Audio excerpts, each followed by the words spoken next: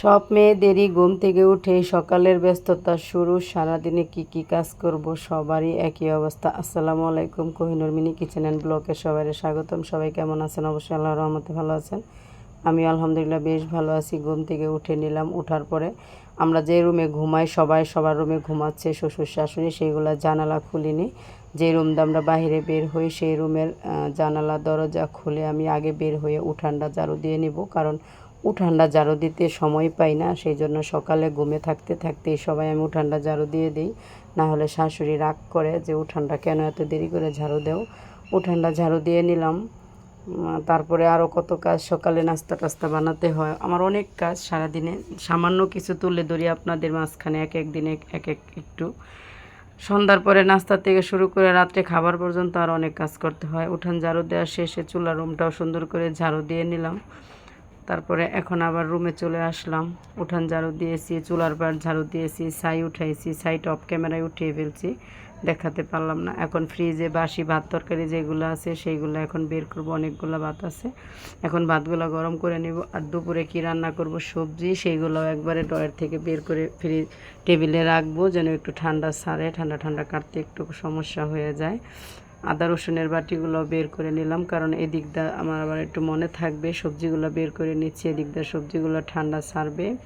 আর আমি ভাত তরকারিগুলো নর্মালে রেখেছিলাম, এখন হালকা করে গরম করে নিব। আর আমি আওয়াজ ছাড়া খুব চুপচাপ কাজগুলো করতেছি, যেন আমার বাচ্চা, ছোট বাচ্চা, বড় বাচ্চা ঘুমাচ্ছে, শ্বশুর শাশুড়ি নামাজ কালাম পরে ঘুমাচ্ছে, আমার হাজব্যান্ড, যেন ওদেরকে কোনো ডিস্টার্ব না হয়। গ্যাসের চুলায় আগে ভাতগুলো সুন্দর ঝোড়া ঝোড়া করে ভেঙে দিচ্ছি, যেহেতু শক্ত হয়ে আছে ফ্রিজে।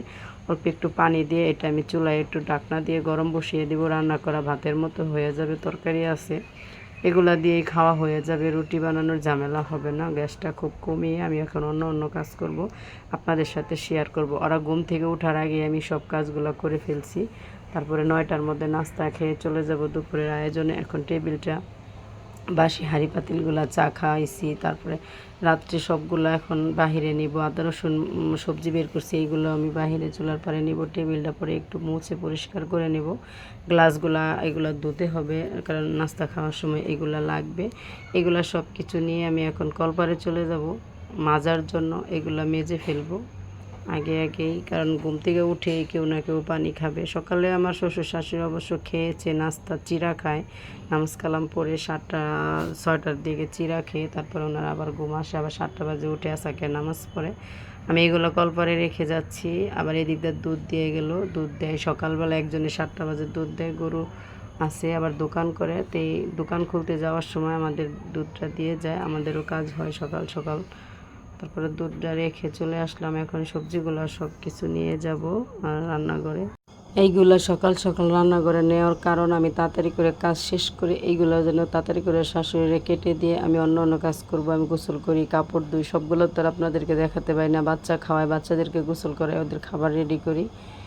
এর জন্য তাড়াতাড়ি করে আমি সকাল সকাল সব কাজ করার চেষ্টা করি, যেহেতু একা মানুষ।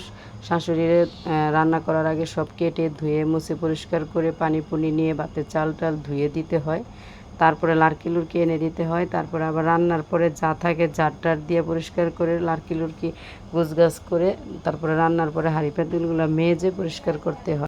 কথা বলতে বলতে কিন্তু সকালের কাজগুলো দেখেন আমি করে নিচ্ছি। রাত্রে চা খাই, সন্ধ্যার সময় চা খায়, কেউ দুধ খায়, সেগুলো ময়লা হয়েছিল, সেগুলো রাত্রে করতে সময় পাই না। অনেক সময় আবার করে রাখি, সময় পেলে এগুলো আমি এখন ধুয়ে রেডি করে নিয়ে যাচ্ছি। কলটা খোলা ছিল, আবার বন্ধ করে আসলাম। এগুলো ঘরে গুছায় রাখবো, বারবার নিয়ে নিই। সবগুলো একসাথে আনার পরে যে র্যাকের মধ্যে এইভাবে গুছিয়ে রাখতেছি।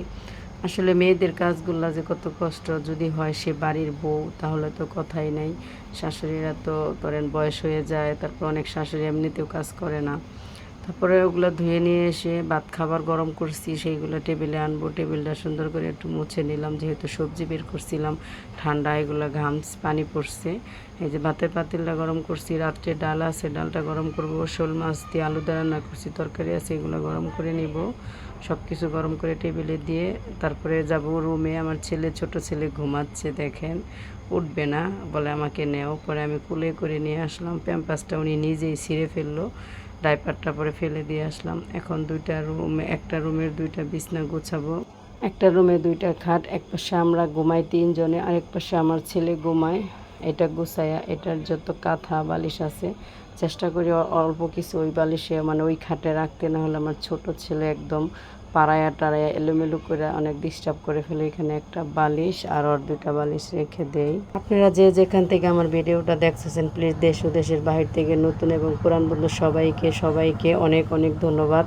যারা আমার চ্যানেলটা সাবস্ক্রাইব করছেন তাদেরকে ধন্যবাদ, আর যারা সাবস্ক্রাইব করেন নাই প্লিজ আমার চ্যানেলটা সাবস্ক্রাইব করে আমার পাশে থাকবেন, একটু সাপোর্ট করবেন, একটু শেয়ার করবেন। আজকে এই পর্যন্ত। আসসালামু আলাইকুম, আল্লাহ হাফেজ।